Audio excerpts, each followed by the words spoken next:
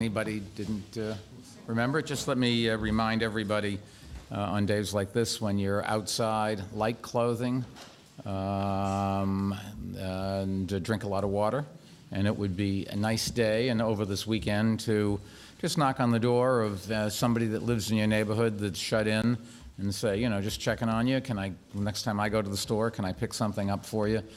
Because particularly if you're older, you're more susceptible to heat stroke or something. So hopefully we won't have any problems. And last message is, if you go swimming, don't go swimming where there are no lifeguards. Every year we have disasters, and we've already had a couple, I think, this year, where kids have gone and swam. In one case, even after being told again and again, don't go in, there's no lifeguard there. And tragically, there was a death. At the outset, let me welcome everyone to the Queens Botanical Garden and to thank them for welcoming us today. Thank you, thank you. Connie is Susan Lacertri is the executive director, is that correct, of the gardens, and Frank Mirovsky is the chair. So thank you to both and to all the staff. This is one of the wonderful cultural jewels in the city's crown, and it's always fun to be here. Our host here includes some 35 young people who are beginning summer jobs today. Raise your hands if you get bringing Sandra. Good.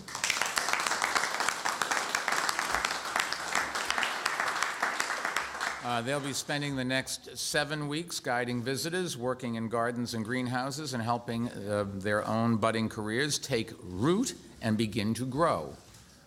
Pun, pun. Thank you very much. Come on.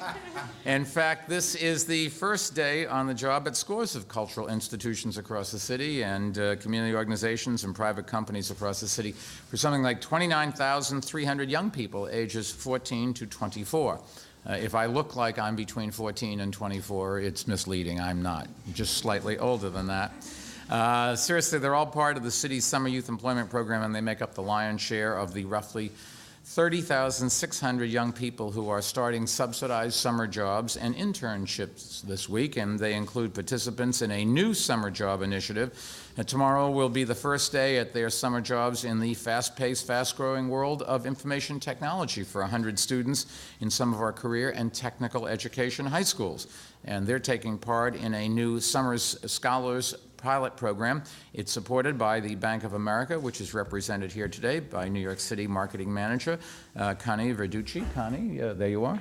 And also new this year is a summer learning program for elementary and middle school students, and it's called NYC Summer Quest. And starting Monday, community-based organizations in the Bronx will give more than 1,100 students their 5 weeks of hands-on learning opportunity. NYC Summer Quest is designed to help students keep their academic skills sharp while also having fun during the summer months, and it will be a 3-year program in the Bronx. And if it's successful, as we all hope it will be, next summer we will look to expand it to other parts of the city as well. Now, these efforts are being supported by public and private funds. And as we did last year, this summer, the city is allocating $20 million to the Summer Youth Employment Program. The program is also being supported by $13.5 million in state and $6.1 million in federal funds.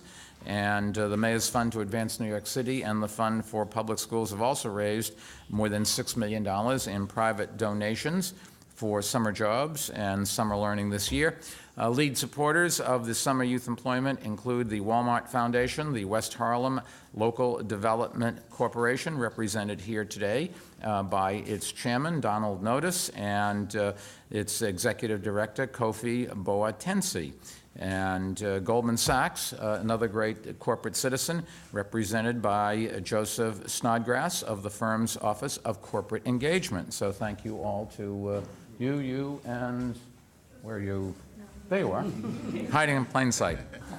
Additional support for jobs and internship initiatives come from more than 80 corporate and philanthropic sponsors, in addition to those that I've named today. This will take just too long to read them all, but they are listed in the press release that we are distributing today, and they all have my deepest thanks for doing what we need to help our city's young people this summer. And if you want to give them some business or write them a little note and say thank you very much, that's the way, is to encourage them to do it again next year. So we should always say thank you. Let me point out that even with their help, the demand for summer jobs, which includes 132,000 youngsters who entered the lottery for summer youth employment programs, still far outruns our ability to provide them. And with many young people now struggling to find employment, these summer jobs are certainly very welcome. The income young people earn will help pay tuition bills, buy school clothes, and help families cover their monthly expenses. The summer jobs for young people also mean a lot to working families for another reason. About 40% of the summer youth employment program participants get placed in summer day camps and daycare centers. So the work means parents don't have to cut back on their own working hours to look after their children during the summer months. Research, including a recent New York University study, shows that students who work while still in high school tend to stay in school and do better on Regents exams and graduate at higher rates. They earn more as they move into their 20s as well, and sometimes summer jobs can really start you on a career path. And that was true for me. I had a summer job and then an after-school job at a small electronics firm as a teenager, and a supervisor there urged me to apply to Johns Hopkins to become an engineering student, and that certainly made a big difference in my life. And you know, it's like skiing. You can read a book on skiing, but you got to go put some miles under your skis if you're going to learn how to ski. And the same thing is true with working. You've got to get out there and actually do something and see how people interact and what the values are. And it's hard to describe what you learn, but there's no question you do learn an awful lot, and this really will help everybody. Schools Chancellor Dennis Walcott is a strong supporter of summer jobs and summer learning as well. In fact, he took part in the city's summer youth employment program when he was a teenager himself. 5 years ago. I was going to say just a few years ago. So on that note, let me turn over the young Chancellor, Dennis Walcott. Thank you, Mr. Mayor. It's really a pleasure to be here this afternoon. I just want to pick up on a couple of things that the mayor talked about. I had the opportunity to be a summer youth employment worker way back in the 60s, and I'm a guy from Queens. All the jobs that I had prior to my summer youth experience were basically little neighborhood jobs in Queens, which were really invaluable. But the Summer Youth Employment Program provided me an opportunity, as a matter of fact, to work for a newspaper that's represented in this room. And so traveling into Manhattan, the ability to work with people who I did not know, to interact, to learn how to follow orders, learn how to do things, no matter how menial they may be, was an invaluable opportunity for me to learn, to grow, and become a productive adult. The second summer youth employment job that I had was at a bank. Again, an opportunity that I had not experienced before, and it provided a great foundation for me to, again, learn a different skill set, to find out what I was good at and some of the things maybe that I was not good at. The Summer Youth Employment Program, to me, was something that has benefited me. As the mayor indicated, it benefited him. You'll hear from Jeannie, it benefited her as well. This year, we're doing something totally different than that. We're expanding not just on the Summer Youth Employment Program, we're expanding it into making sure that it's summer youth experiences.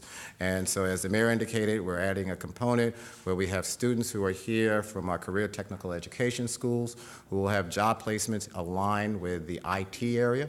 And in addition to that, last year, Jeannie and I were at a conference talking about summer learning loss, and we were somewhat embarrassed that we did not have a program in New York City that addressed that particular issue. So with DYCD, DOE, a number of funders who the mayor indicated, we formed a partnership with community-based organizations, and we're starting our Summer Quest program in the Bronx. And we're extremely excited about this program, where we have identified students at the elementary and middle school level who will be attending both a learning program as well as building in recreation and also addressing their social and emotional needs. We have 5 students who are here who I just want to highlight who will be part of our new CTE initiative, and they're Milo. Milo, raise your hand. Anthony, who is also here. We call her Irish for short, Irish, if you can raise your hand. And Philip from Grady. Philip is here as well. And we also have Tiffany, who is here in the back. And they will be part of a group of students who will be, I think, 100 students in total will be part of our new CTE experiences. So we have broadened our summer experiences to make sure we're looking at a variety of ways to employ our youth, to make sure they get the richness of New York City and providing that foundation to grow and become productive adults. So, Mr. Mayor, thanks to your leadership, our students will benefit in the long run. So thank you again. Appreciate it. Dennis, thank you. Another young member of the administration is Jeannie Mulgrave, and she is a summer youth employment alum.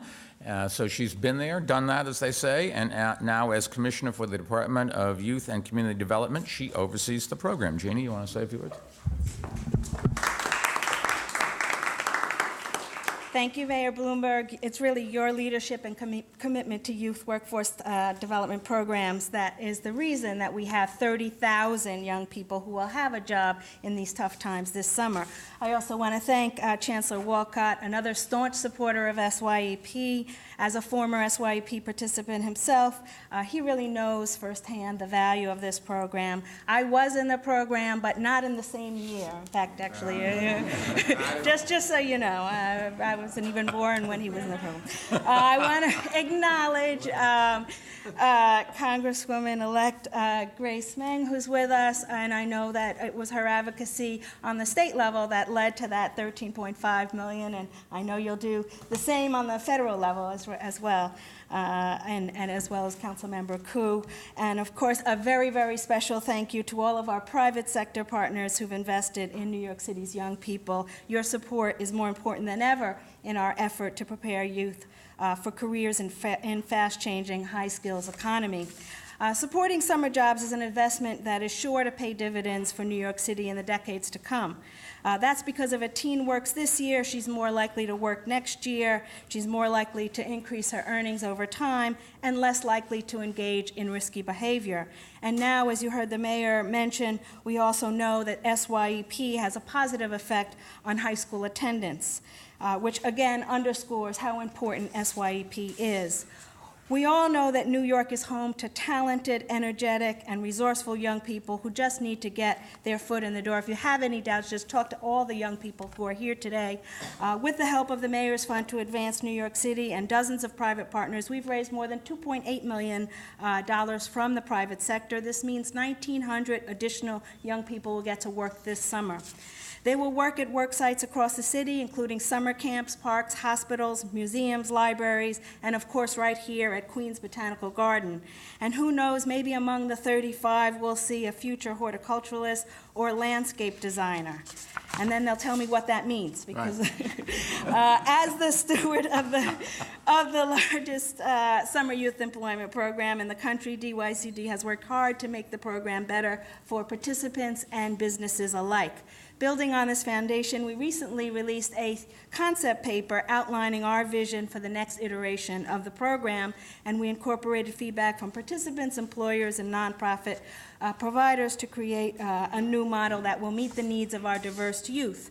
For example, rather than placing 14 and 15-year-olds in more traditional jobs, we'll develop placements where younger youth can practice their communication, critical thinking, and interpersonal skills.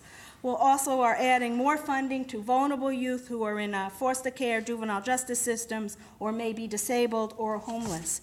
And to prepare youth for the job market that awaits them, we're developing jobs in New York City's high-growth sectors, such as healthcare, retail, and hospitality. We know these improvements will lead to better outcomes for youth and keep SYEP on the cutting edge. But that's not all New York City's youth are up to this summer. Together with DOE and the Fund for Public Schools, DYCD is thrilled to be at the forefront of the city's effort to stem summer learning loss. The heart of Summer Quest is the strong partnership between schools and community-based organizations that will make summer learning fun, hands-on, and take advantage of the city's cultural riches. As Ralph Waldo Emerson once said, "The sum of wisdom is that time is never lost that is devoted to work." I know that the time the city's youth spend in SYEP and Summer Quest will be time well spent. I thank you all, especially our partners. Jeannie, thank you. Next, I'd like to introduce someone whose experience with summer jobs is a bit more recent. Charnel Creary was in a summer youth job program at Jamaica Hospital in 2010 and was a Ladders for Leaders summer intern at the city's tourism and marketing agency, NYC and Company as well. She also, you should know, just graduated from Hillcrest High School here in Queens, where she maintained, listen to this, a 98 grade point average. Charnel, was lucky to come up with half of that when I was in school. She'll be attending City College in the fall. Charnel, thanks so much for joining us today. It's all up to you.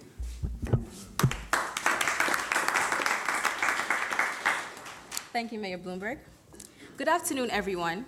Applying to the Summer Youth Employment Program can be compared to buying a lotto ticket, as it feels like the odds of winning are 1 in a million.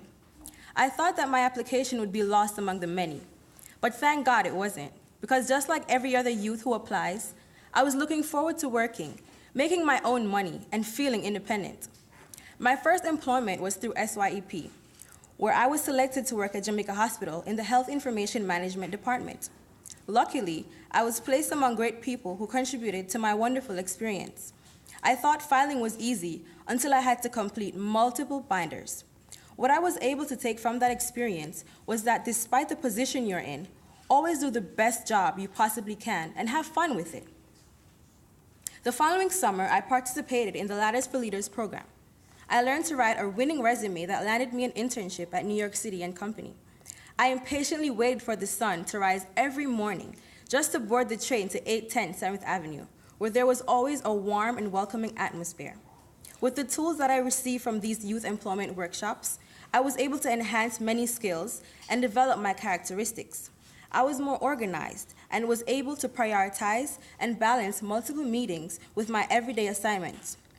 Sometimes I would help out in the visitor center, where I was privileged to meet people from all over the world. The best part about this job was being able to learn a few languages.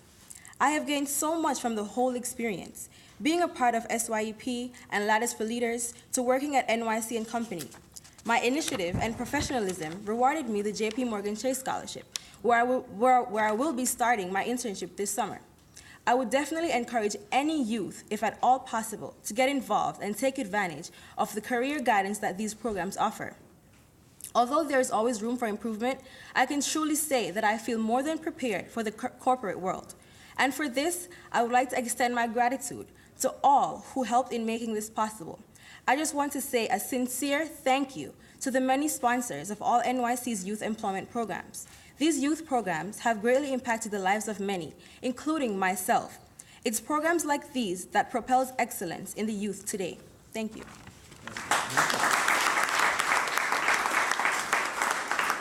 Charlene, thank you. Grace Meng really was somebody that had a big deal to do with the Assembly in Albany helping us with some money for this program, and I just wanted to let her say a few words. Grace? Good afternoon, everyone. I want to thank our mayor, Michael Bloomberg, for being out here in Queens today, the best borough in the city. He doesn't have to say that. One of my 5 favorites.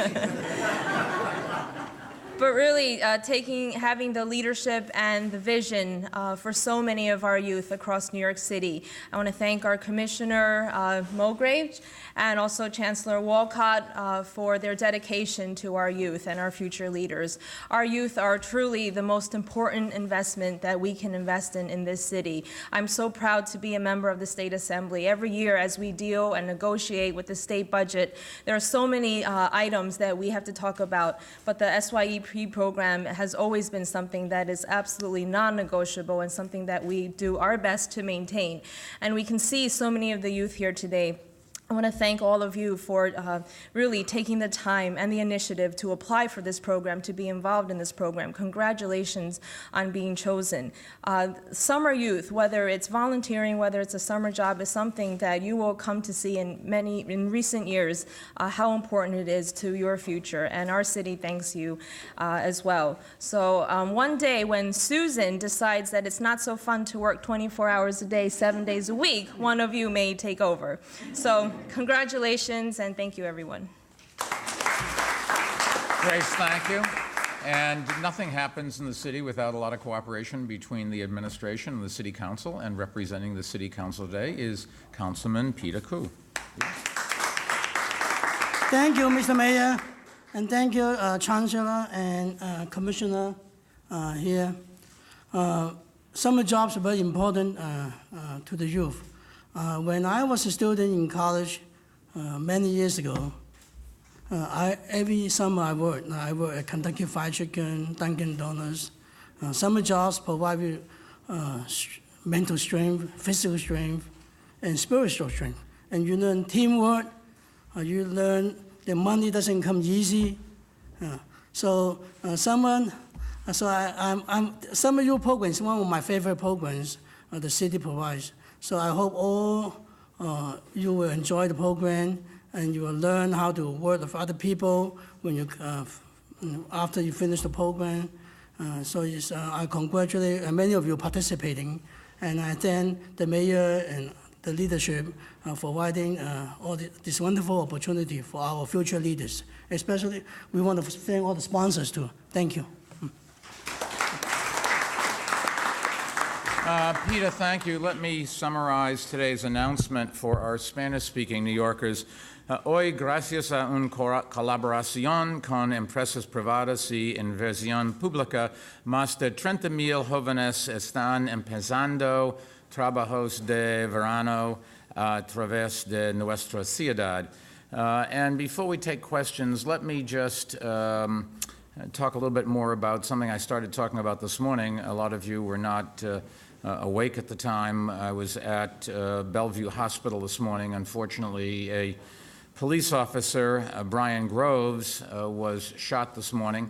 Thank God the shooter, who shot from about 8 feet away, hit him right in the middle of the chest, but his bullet-resistant jacket or vest saved his life, and he will be okay.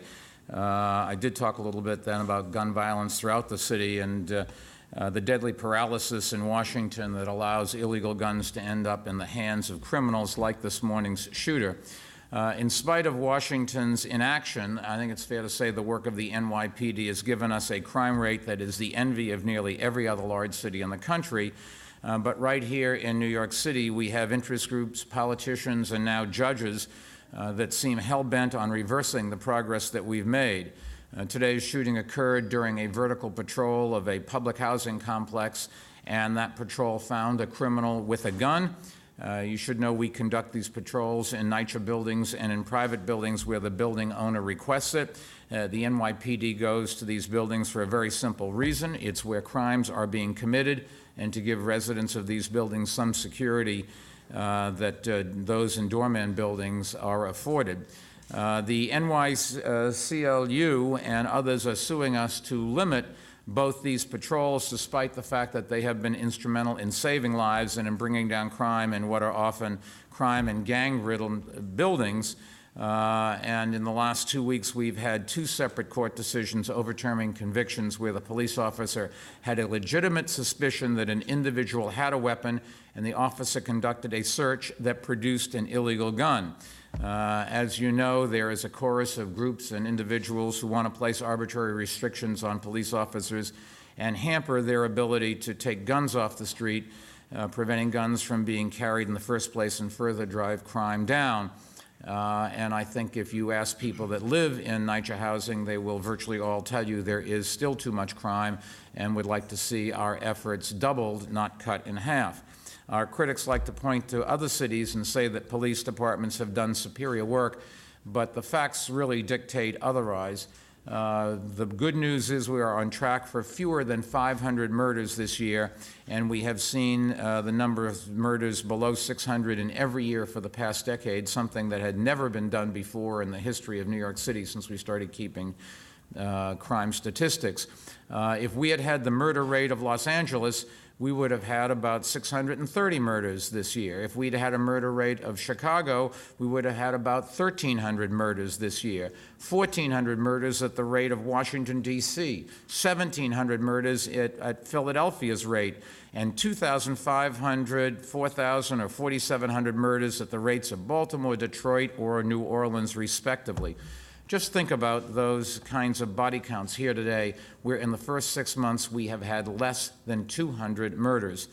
I think it's fair to say there seems to be little hope of assistance coming anytime soon from Washington, and we have an aggressive effort by some here to take us backwards in time. I can just tell you we are not going to let that happen. The NYPD is going to continue to do what is necessary to keep this city safe. We are not going to be deterred by those who seek to reverse the progress that we have made. And if any of the people who would like to do it would like to talk to the police officer or his wife, maybe they would be interested in explaining that, unfortunately, this guy came very close to never seeing his 2-week-old daughter and his 2-year-old daughter ever again. Thank God the bulletproof, bullet-resistant vest saved his life, but it was so close that we could have had another real tragedy. And as we all know, there will be other murders every day, virtually all done with illegal handguns. We cannot get Washington to stop the sale of illegal handguns and help us track down where they come from and stop them from coming into New York City. I will say our legislature and governor in Albany have passed some very tough anti-gun laws, and they're to be commended for that.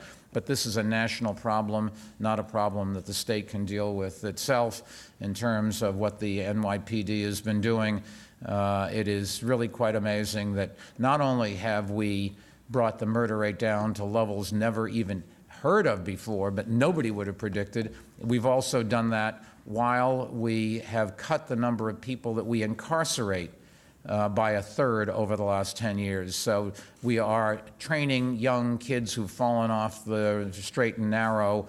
We're keeping them from going to places where they would have learned how to become worse criminals, and lowering the incarceration rate is something that is going to pay benefits long term. But the bottom line is you are so much safer, if you remember those numbers I just used, living in New York City than any place else.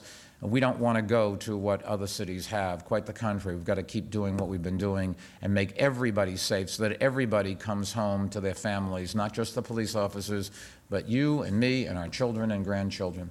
Be happy to take